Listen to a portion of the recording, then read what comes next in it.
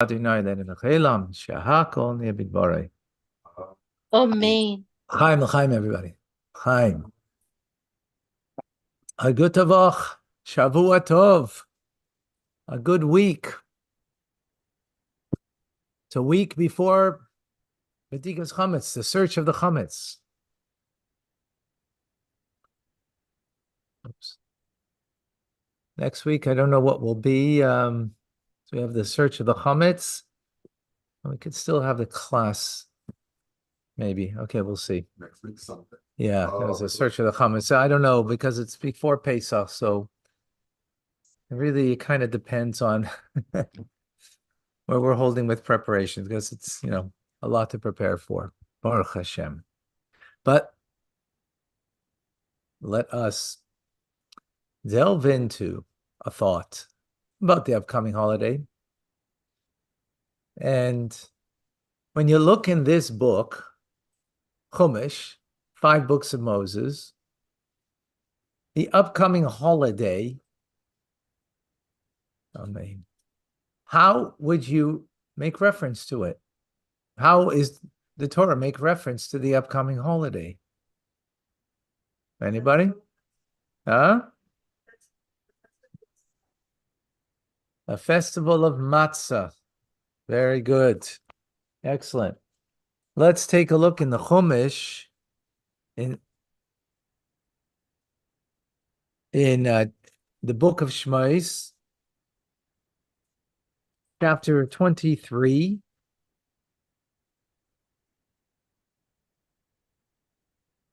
Verse 15. Page 470. Page 470. That's in the Rebbe's Chumash. 470. So it says on verse number 15. Got it there? 15. Es Chag HaMatzos Tishmor Shivas Yamim. You must observe the festival of matzahs for 7 days. Right? 7 days eat matzah. Right? As I've commanded you at this appointed time in Nisan, the month of the beginning of the grain ripening, or the season that you left Egypt. Right? So in Chumash, the only way this holiday is referred to is Chag HaMatzos. Okay. This is a Siddur. Siddur was put together by who? You're right. Right? The Chachamim, the sages. Who does who specifically? No. This particular Siddur, but the original format of the Siddur, the Amida in particular. Huh? The men of the Great Assembly. Anshe Knesset Agdela. They're the ones who put this together. So it's the sages, correct. Correct them all. You missed it. You'll have to wait for the replay. The men of the Great Assembly, they put this together. And how do they refer to this holiday? Shh. We got someone here who is like, oh, she's on fire. Helen is on fire.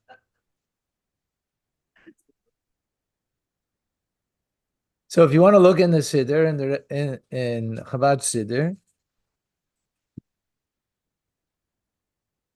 right? So of course it's going to bring the biblical reference, Chag HaMatzos, obviously, because that's what the Torah says, right?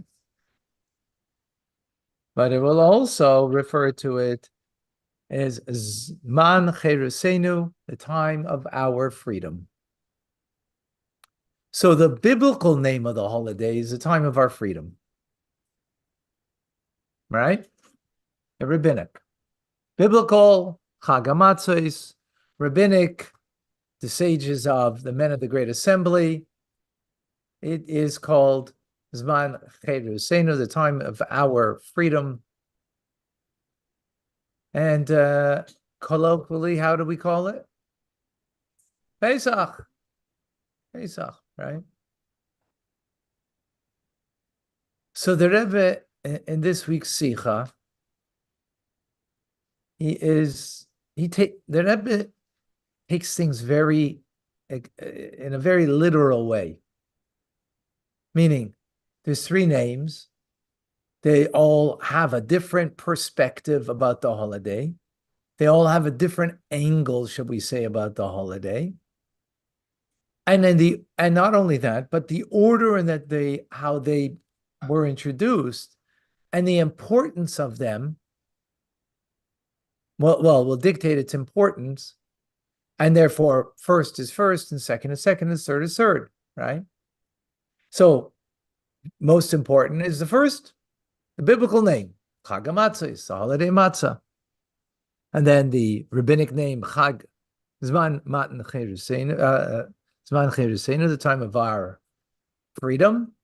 And then Pesach is the third name, even though that's the name that we all know and love. But it's really the third name in order of, shall you say, importance in the sense, biblical is more important, rabbinic then, and then the colloquial name being third. Okay? So that order is important. So we'll come back to that in a moment. What is the chidush, the novelty of going out of Egypt? What happened, actually? I don't mean the story. What is it? What happened? Okay. Okay. Is that really it? Come on.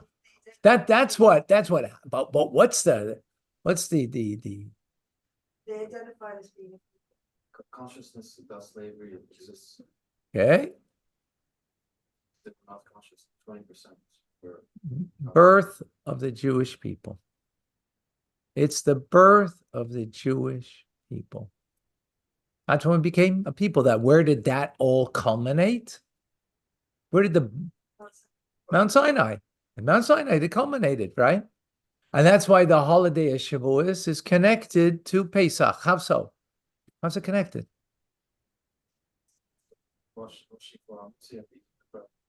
No. How is the holiday of Shavuos, which is the day of Matan Torah, of the giving of the Torah, how is that intrinsically connected? As Art says, you count it. The holiday of Shavuos is 50 days after 49 days counting the Omer, and then the 50th day. From what? Going out of Egypt. Going out of Egypt. In other words, it's the consequence, it's the finality of it. How do we see that further? The connection between the two is when Moshe goes to Pharaoh, to Paro. What does he say? And on the mountain. Exactly. In other words, let my people go is only half of the statement, but that they should be able to worship me on the mountain, meaning that they will become now the complete birth of the Jewish people. So going out of Egypt is the process of the birth of the Jewish people, which is, of course, unique because there's other nations that have been given birth to in this world, right? Many nations have been given birth to, but no nation has been given birth by the fact that they became a people of God because they went out of a slavery in one place and now became a servant in another place of God Almighty at the foot of Mount Sinai when God spoke to them. That's unique, that only exists amongst the Jewish people. That's clear? Yeah? We're good? Well, l'chaim. Sorry, folks, you're not good. You're great. Somehow you always keep on forgetting.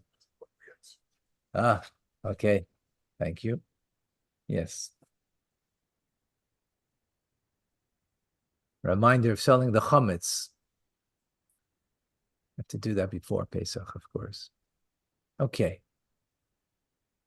So there's something unique about the birth of this people that doesn't exist by any other people. And again, historically, we understand that, right? Coming out of slavery, coming to be servants, not as a servant of a servant, but a servant of only Hashem. And getting our marching orders at Mount Sinai. To appreciate and to understand what this means, this process of the uniqueness of the Jewish people, we need to have a metaphor. Okay? And the metaphor is not in there. Tuvia, the metaphor you won't find there. Say you won't find the metaphor inside there. The metaphor that I'm going to share with you now. That's all. What I mean. L'chaim.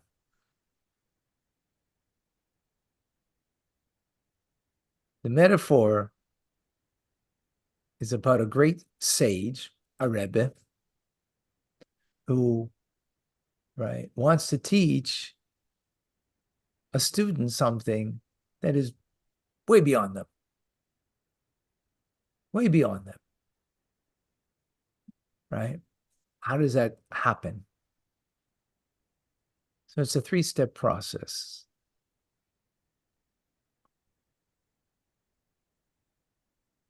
It's a 3-step process.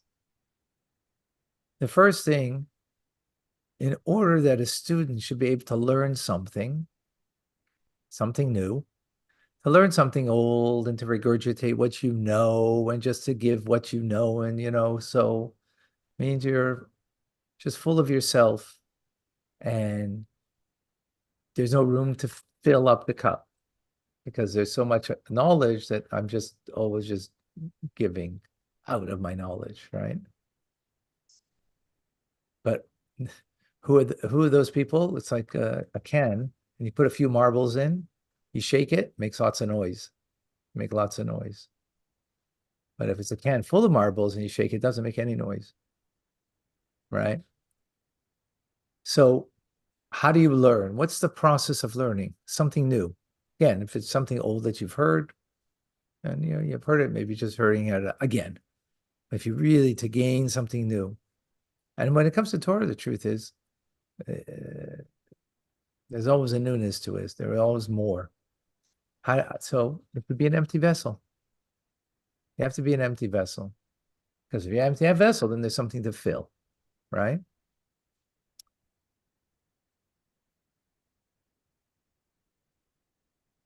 So that's the first thing in any learning. Generally any learning, but especially when we're talking about a great sage, right? A great sage, the Rebbe, right? The Rambam, Rashi, right? Who we learn from every day, the Alter Rebbe, right?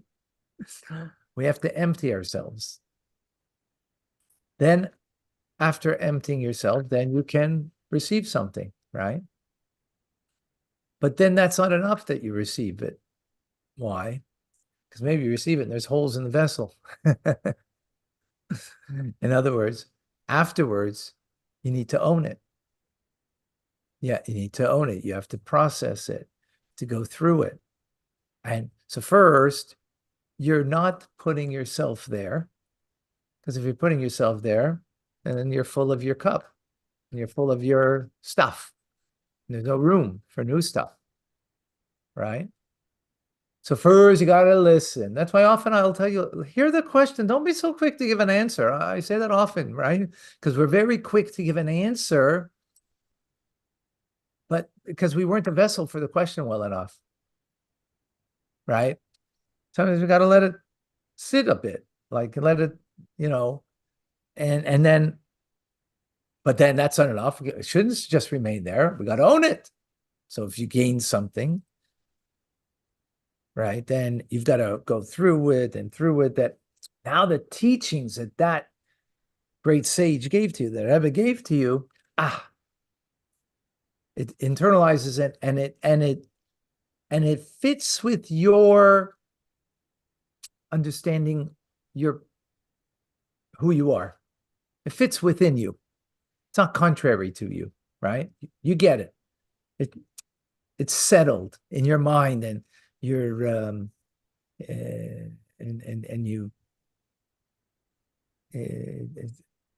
you embrace it. Okay. Is that sufficient? Why not?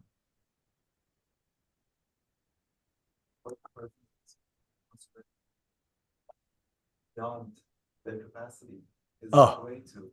So that's not sufficient. What does the teacher really want to do? Yes, true. Yes, very good. Application. But we're using this by way of metaphor. So we're talking about just in learning now. Of course, everything needs to be applied. That's a given, right? But that's not in the process of learning, right? That's after the learning, make sure, you apply. Of course, otherwise you didn't really learn it. Otherwise, maybe, whatever, right? So of course, yeah, absolutely correct. But in the process of learning, what's the ultimate purpose in the learning? Besides application, which is true. I'm in learning.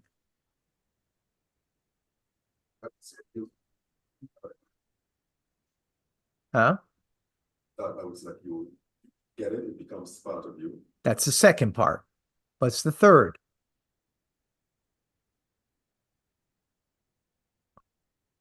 What's the third? The first part is an empty vessel, right? So then you give room for the new teachings, right? You let it settle, right? Then you work it over to own it, meaning you get it with all its details, with all its ramifications, right? Everything, right? That's the second. What's the third element, which is what the teacher really wants? No, again, but that's passing on in learning itself. In application and passing it on are all not part of the learning process, right? That's becoming the teacher now. Question. Well, that's part of the second stage. That's the second stage. The third stage, what the teacher wants, is that you come to a level of the teacher where you can now, in the teachings, this teachings or even other teachings, can also produce a great teachings and wisdom. You can even add to it.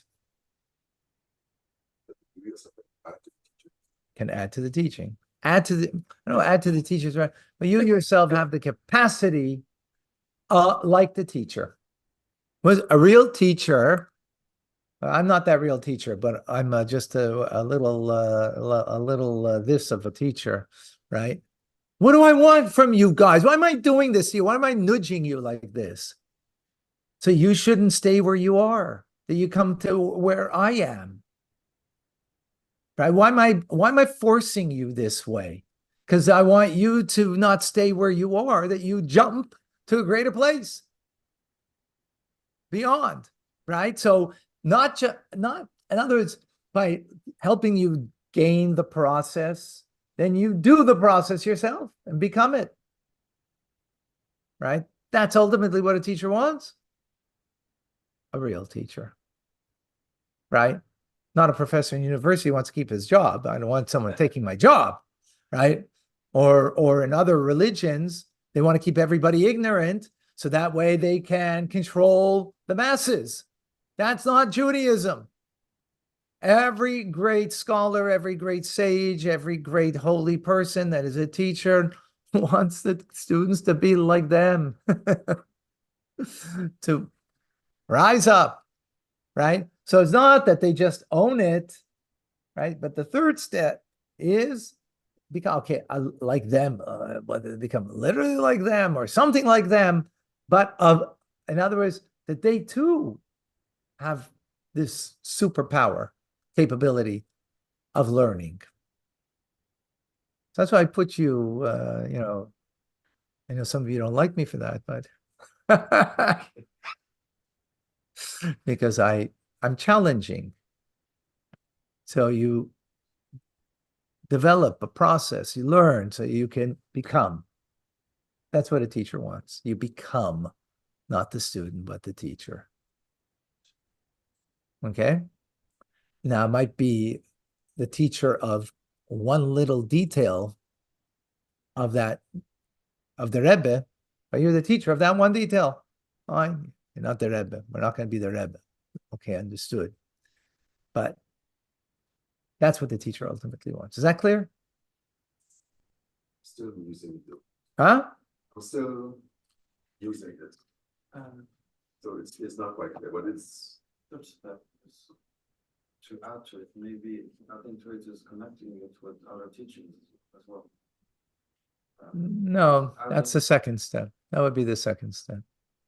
That'd be the second step. Like really generally adding to it something that Adding to it is connecting it to other teachings with life in general. life, and that would be the second step. That's all second step. We're talking about a qualitative difference in the third step. We're not talking about just a little more, add a little more. We're not talking about add a little more. You become something more. It's a very different notion. That's what a teacher wants, a real teacher. You become something more.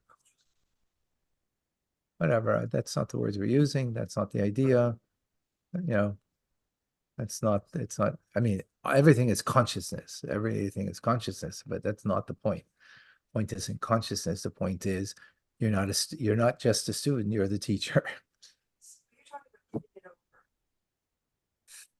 over. No, but becoming like the teacher in the capacity of understanding and the wisdom of, of course, in a teacher, so I don't mean in the teaching that you're to teach it, because that would be like, that would be outside of you become a teacher. So meaning the capacity of the teacher, become like the teacher. Not in the fact that you are a teacher, that too, but in the fact that you are now just more infinitely evolved, right? And to be able to kind of see the world the way the teacher sees the world, in a way, if you will, right? And if you see the world the way the teacher sees the world, then you have a whole different vision of the teachings, right? that sounds like almost like an internal transformation. Yeah. Well, what you receive from the teacher literally transformed you to be and you're a different person. So you see things like the teacher, how the teacher sees it. Mm-hmm. If you will, yes. Yeah. Teacher is kind of solar and we are lunar and we get some light. And then we become solar. Right. Good. So we start off lunar, the sun, the moon, no light of itself. It has to be, it's completely empty. It has no light. It has to only, right, absorb the light from the sun. That's all it can, right? It has to be, it's empty. So that's the first part, right? And then it's to become like the sun. Yeah, if you will. Some good. That's good.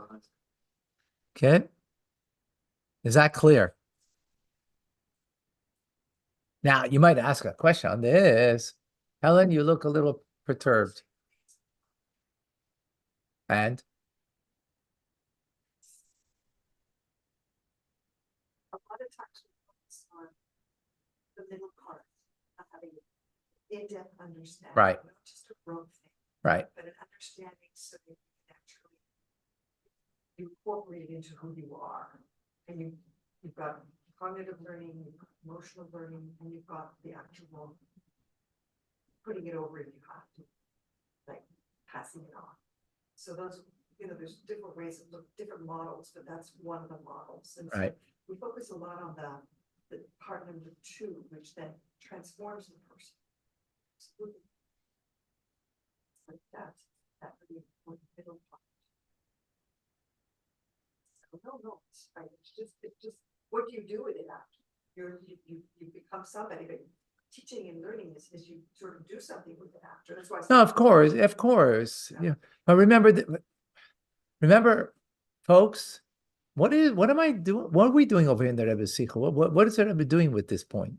It's one thing. It's a metaphor. So understand it as a metaphor. We'll see for what. You're getting lost making the metaphor a live thing for itself. It's not a thing for itself. It's a metaphor for something. So yes, there's the practical end of it that you have to, follow the teachings, and yes, you need to carry it on and pass it on forward and so on. But that's got nothing to do with the metaphor, right? This is a metaphor, so we gotta, don't go carry it where it doesn't need to be carried, because then that would be missing the point. Okay. No, I just want to leave it there now. Let's just leave it there. Okay. Now, and we're talking all in the learning process, right? So you might say, if you learn the Gemara says that Rabbah, before he used to teach a lesson, he used to say a joke. He used to say something, humorous. I don't know, joke, humorous. He said something humorous, and then the students would sit there, be'ema, with awe, empty vessels.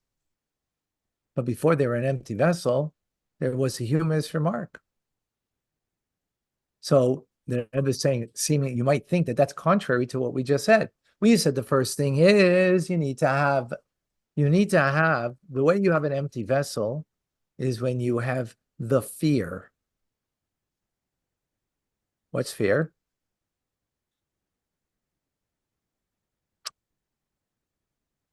Well, fear / respect / reverence. When you don't have reverence, then you're just full of your own thoughts, your own ideas, and you don't have reverence to the teachings. Huh? Yira. Well, reverence is yira. Yeah, fear. Right? Reverence comes from a sense of fear, right? Not fear in a negative way, in a very positive way, right? Reverence isn't love. Reverence is there's a space you create, right? Respect is a space. Love is an embrace, is no space.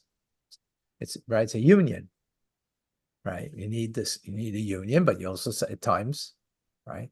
So we're saying here the whole process of learning starts with reverence, creating a space. But the Gemara says about Rabbah, he didn't do that. He first had the embrace through something humorous. It's contrary to what we're saying here, right? So the Rebbe, and you see that in education also, when it comes to education, but the Rambam writes about children that, give them nuts, and, to give them nuts, give them things, goodies, and so on, right? Give them goodies. So the Rebbe says, no. That's not a contradiction at all. That's nothing to do with the learning. That's prior to the learning, to get someone interested. Have them some cake over there, so they should come and have an interest. Give the child some nuts, right? Give the child nuts. Say a humorous remark, right? As Rabbah did, in order to just create the interest. But in the process of learning, the first thing is baggage at the door. Leave your stuff not here. Empty vessel. Reverence. That's the first part. Right? Again, you need those other parts, but that's not part of the learning process. That's in order to encourage that there should be the learning process. But in the learning process, you have to have the reverence, the bittul, self-abnegation, putting aside self, then absorbing it and making it self, meaning that you absorb it and you own it. When you own it, it's you then, right? It's you. It's your knowledge. It's an expression of you, especially we're talking about Torah wisdom. So then that Torah wisdom is a part and parcel of you, of who you are, right? And then the third part is, well, that's not the ultimate purpose. Ultimate purpose, as if you want to translate it, by the way, and the ultimate purpose is that the teacher wants from their student to become the quality of a teacher, or not quality of being a teacher, but the knowledge and the being uplifted to such a place that they have the capacity as the teacher. Again, it doesn't have to be exactly like the teacher, but at least similar to the teacher. That they're not always just a recipient, they're the giver too. They're the giver, right? Which will mean, of course, in the practical sense, teaching, but I'm talking about in personhood now, right? We're good?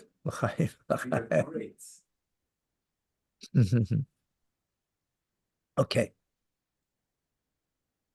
Let's apply this.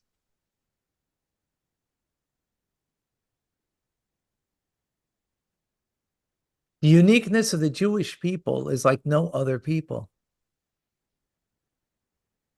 Because what makes us who we are is the first thing. What did the Jewish people do that's never happened before? The first thing in the process of the birth of the Jewish people said, Na'aseh v'nishma. We will do, and then we will understand, which is a complete contrary to the human condition, right? Complete contrary. Human condition is, if it makes sense to me, I'm in. If I feel like it, I'll do it, right? Jewish people did the opposite, right? What is that? That's called bittul, self-abnegation, self-effacement. That we're ready to empty ourselves totally. God, whatever you want. My cup's empty, whatever you want to fill it in that I need to do in my life, right? That's the first thing that the Jewish people, in the birth of the Jewish people, that was our first thing. That's reverence. That's yira, right? As sitting before the teacher in that manner.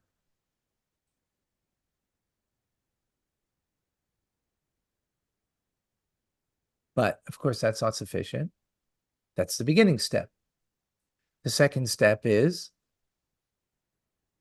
that we owned it. What does it mean we owned it? That what God wants from us in the end is really an expression of us. So it's me. Right? Like in the second, when you get the wisdom and it sits with you, like you feel it. When you own it means it, like you don't own something you don't want, right? So it's a wisdom that you don't want. You're not interested, right? But you own it, you get it, and you sense the truth of it, the light of it, the warmth of it, right?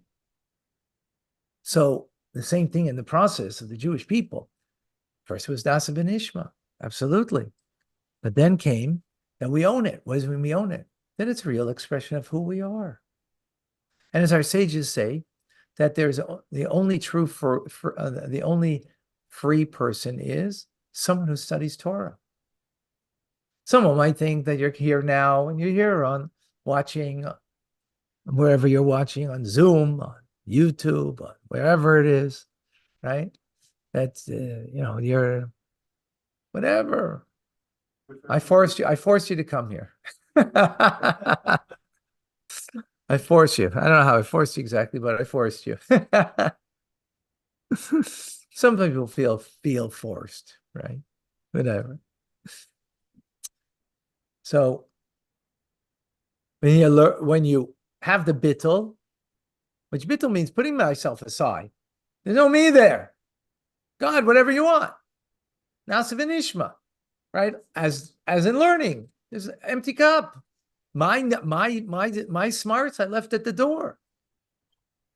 I'm just open to the idea of what is going to be taught. But then, that which I taught, that which God is giving me, He's telling me to do, it's a real expression of me.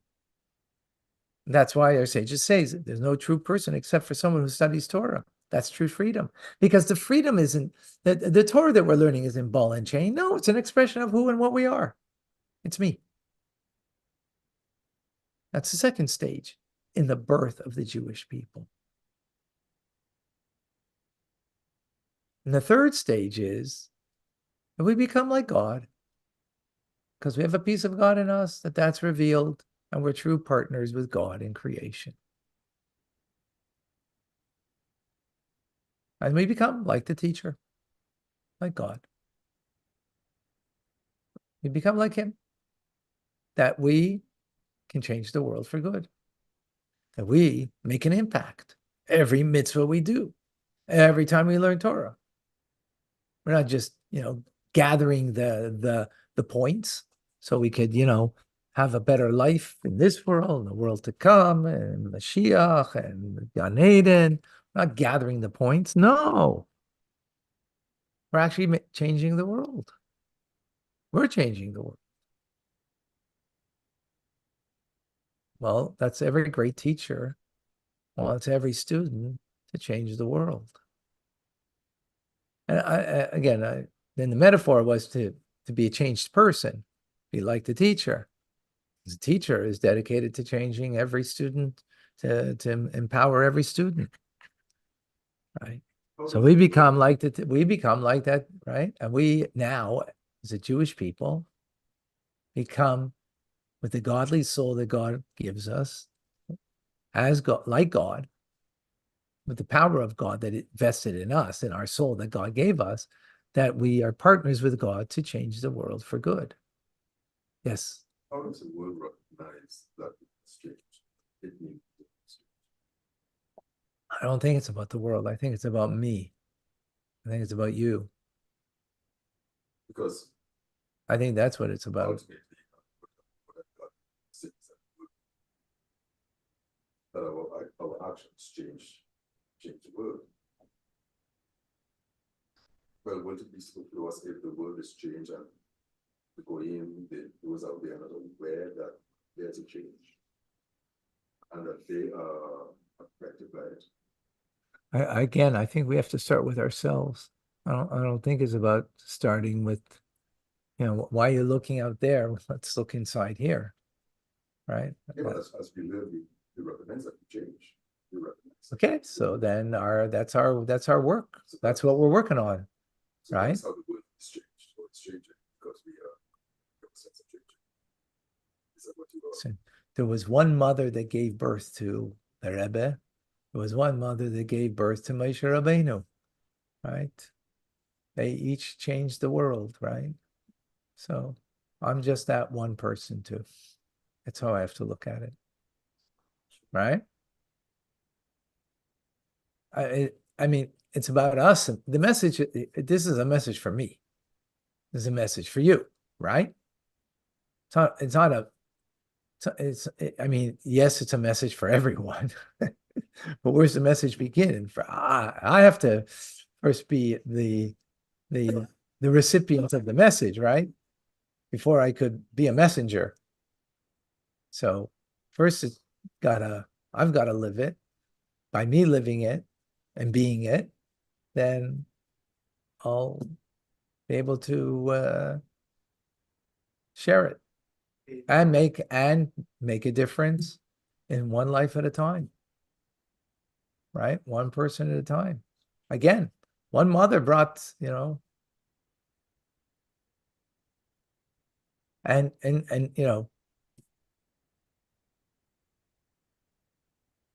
so how's it going to evolve in the rest of the world? That's a good question, but let's focus on this first, and then maybe we can see how we can get there. We'll get there.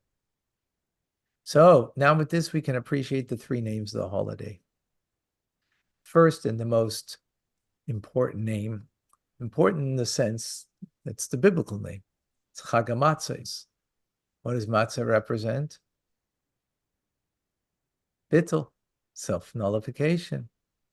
The dough, right? It doesn't rise, it doesn't ferment, not rise, doesn't ferment, doesn't become chametz, right? Without ego, without sense of self, putting self aside completely, right? That's what matzah is. Something we spoke about last week in our class last week, right? Right, about, right? No, putting one aside, right? Empty cup when it comes to the process of learning, right? That's the first stage. And then we go to the rabbinic name, which is Chag Hazman Cheresenu, the time of our freedom. What does freedom mean? Well, as we explained before, there's not that our sages say in the Talmud, the only free person is someone who dwells in Torah learning. Doesn't just visit Torah learning, because then but that's what their fire, their passion is, right? That's where they're at. So they're free, right? What are you free? To be you. That's the greatest freedom, to be who you really are. Freedom isn't to choose what to do. Freedom is to choose to be you. You're a Jew. You're free to choose that, to be that, right? That's what you are. How are you going to get there? How are you going to get to that? Bittul. It's all not about me. Then I could be me, right? Empty. First is going to come the first part, right? The first part, then you have a second part, right? Don't forget the process here. Don't forget the process, right? First is the bittul. I'm able to put aside what I want or what God wants. I'm able to put aside my knowledge so I can gain Torah knowledge, right? But then I own it, because what am I owning? It's me. So it's a time of our freedom. Freedom is I'm free to really be me. What's holding me back? I have an animal soul that doesn't want to allow me to be me, right? An animal soul, a body that has its own pursuits, its own desires, right? That are contrary to the true me, to the real me. So bittul means I put aside that part of me that wants to shine, wants to feel good, wants to look good, right? Wants to, have pleasure. And I put that aside. Which allows me now to be the real me, right? That's freedom. Connect with my neshama. That's really me. And then that's the time of our freedom. And then we come the last name, Chag Pesach. Pesach means Passover, to skip, to jump. That gives us the power that we skip and we jump to become God-like. Not just the true me, but that true me in the end is a piece of God, is God-like, a partner with God, where I can change the world for good, where I can, through my acts and my thing, in the way I engage and embrace the world, that I can change the world for good. And that is what means going out of Egypt, to be the birth of the Jewish people, right?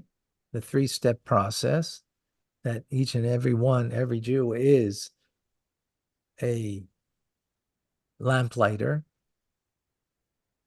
right? Why they're lamplighter? Because they're illuminated. They're illuminated lives that attract as light attracts, around it.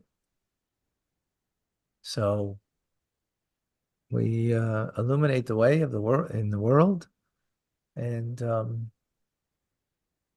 change the world for good. So Menachem Hillel. So I'm just thinking that what you asked before. I think this is the way.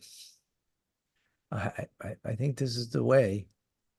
When each and every one of us become this that we're talking about, engage in such a manner, then become that lamplighter that we illuminate our surroundings, which will illuminate, many people deeply, other people superficially, but will have an impact of wherever we go. So the key to this is not focusing on, the nations of the world. That's not the point. The point is to focus on the Jewish people and to inspire them through these teachings of their Rebbe, for example, right, through Tanya, and everything else, to inspire them in such a way that they, that they become this and then become that lamplighter that is, wherever they go, they're illuminating their surroundings. And when we illuminate our surroundings, that's how we're going to change the nations of the world. It's not going to, Yeah. So we're a little reflection of the Rebbe. That's who we are. See how the Rebbe did it with like Rabbi, how do we know that we're bittul? How do we tens recognize and tens what of bittul thousands is? of people. If I have no idea, they're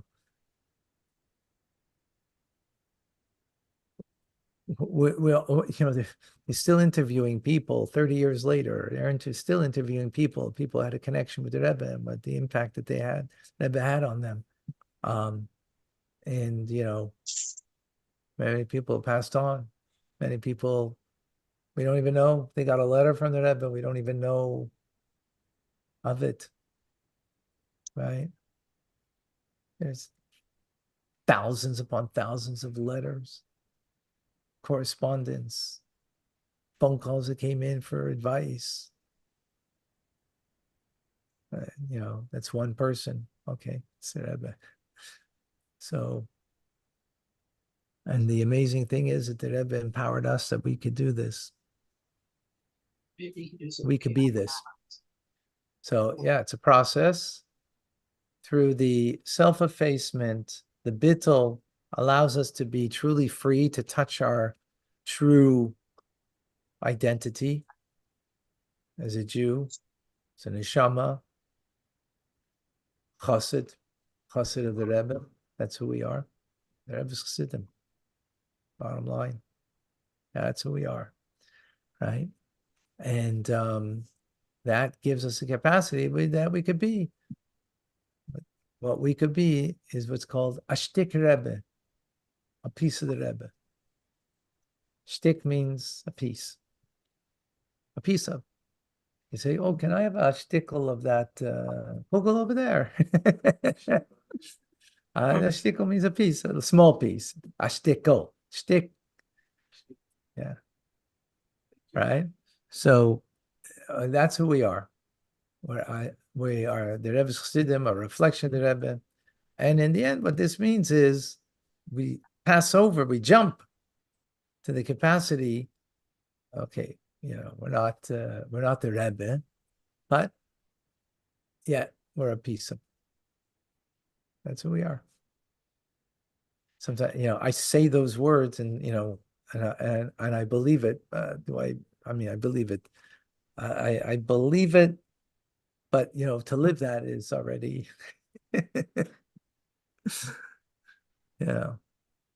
I got work. I have work. L'chaim, l'chaim v'bracha.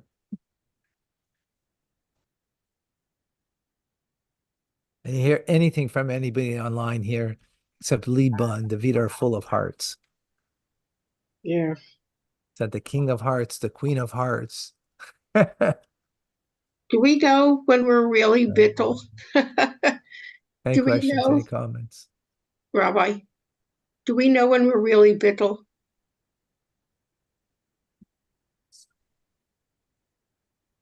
I don't think he hears you, Alice. What's that? I don't think he hears you. Oh, I don't know why, you know. Rabbi, can you hear her? Because she was speaking. No. Looks like he's frozen or something. No, he's not frozen. I Yeah, see his eyes. but Think of the whole world around me and say. yeah, but one second. But what because of that person went to work that day in a different mood, and because of that, they did whatever they passed it on one thing, but they accomplished something that was, Whatever it was, But- all you see is the snow keeps falling, you keep shoveling, and that person goes. And that's the only change. And sometimes you think it would be nice to be able to. That other. Yes. Like you say, like if I could just somehow, but if you're alone, you're just shoveling out, there's just no one else around. You're just, that's what's going on. Just do your part. And that's it. I mean, well. Yeah, okay, no, you're right. You're right. We don't have the eyes to see the ripple effect of our actions. 100%. You're right. We're not a Rebbe. Our Rebbe sees. We've told stories like this before. Alice has a question, but I don't see it in the chat. Do you hear me, Rabbi? Do you hear Go me? ahead, Alice. How do you know you're bittul? And You how have do been you know how mistaken? bittul to be?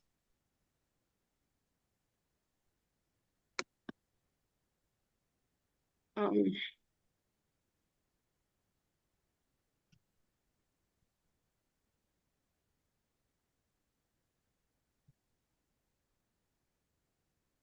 Thank you. Rabbi, can you hear me? I'm looking online. I don't see. Seems he cannot. Thank you, folks. Thank you so much, Rabbi. Okay, TRC coming up. Thank you, folks. This is amazing. God Thank bless you, you. Rabbi.